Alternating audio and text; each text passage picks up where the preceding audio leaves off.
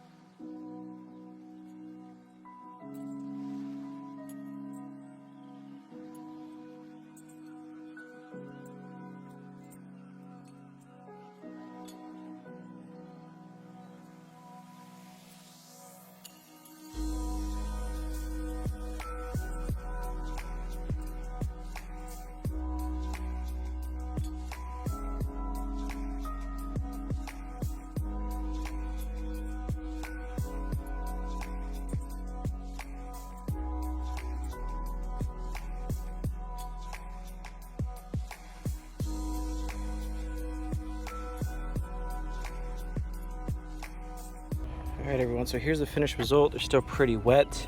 You still have a pretty good amount of flash off.